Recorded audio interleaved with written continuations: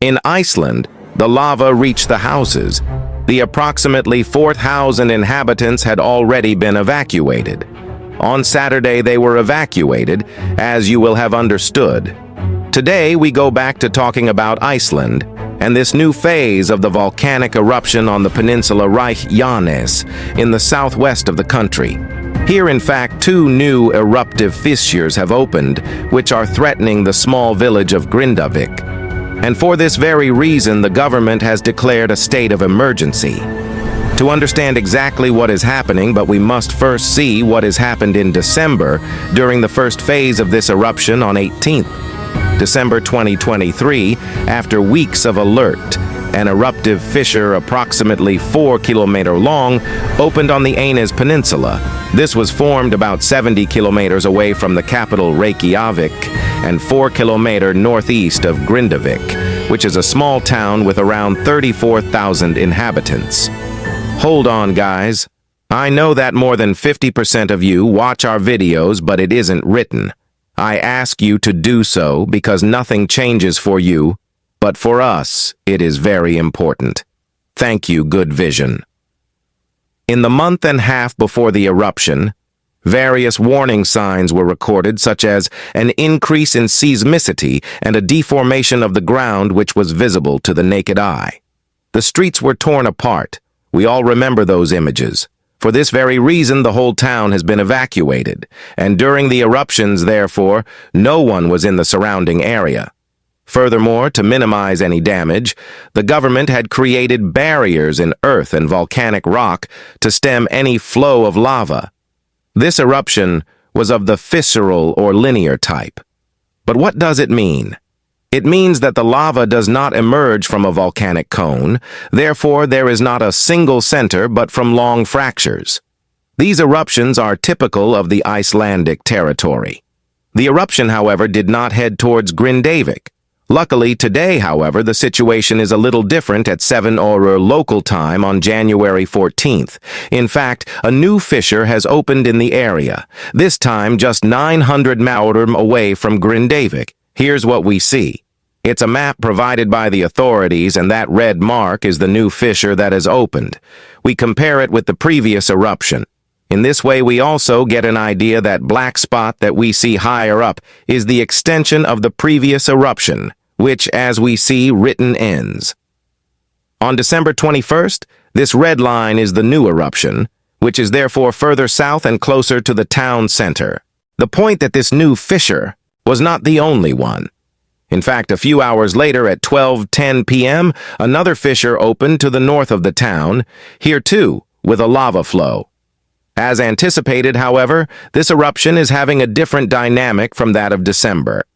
In fact, the lava flows have actually reached Grindavik, managing to get around the barriers that had been built.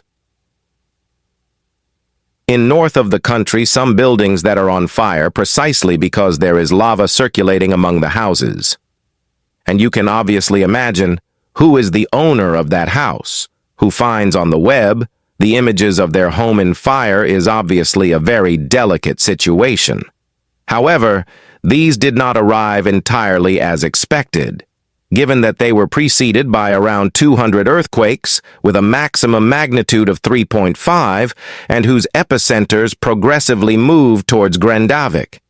This is, in fact, a map with colored dots on it. The more distant colored dots, the blue ones, represent the epicenters of the earthquakes that occurred. First, the closer you get to Grindavik, the more we see that they become red, and therefore they are more recent. So we really see that there is a progressive of the epicenters from an area further away from the inhabited center to one closer to the inhabited center. This has pushed the Icelandic authorities to order a new evacuation. In fact, let's remember that the first was ordered in November 2023, and then at the end of the first phase of the eruption, the people returned to their homes. Therefore, given the situation, a new evacuation was ordered last Saturday, and the Public Security Department of the National Police declared the state of emergency. But fortunately, as I just told you, the evacuation was carried out and you think that it was scheduled for today, and thank goodness that the government brought it forward by 2 days and was able to carry it out in a very short time, so there were no victims. During these new phases of the eruption at this point, a question that perhaps many of you are asking is, but is it possible that fractures will be created in the future right inside Grindavik? In reality, we do not have a certain answer to this question, but according to geologists from the Icelandic Meteorological Office, the seismicity data in the area and the ground deformation indicate that the magma fueling this eruption propagated right under the village of Grindavik at just 1 kilometer depth. This movement of magma could reactivate of the faults, thus causing the opening of new fissure at town center. But let's repeat it, we still don't have certain data to say whether this will happen or not. So this is the situation at the moment. But from a geological point of view, why are there so many eruptions? In Iceland, to understand what is happening in Iceland, you need to know first of all that the island is crossed by the Mid-Scene Ridge. That is the border between two plates that are separating, the North American one to the west and the Eurasian one to the east. Iceland is crossed by the ridge. In reality, if we want to be precise, Iceland is itself a stretch of the emerged Atlantic Ridge. As can be seen clearly from the satellite, in fact, the ridge continues along the ocean and then collides right against the Reich Peninsula Anez.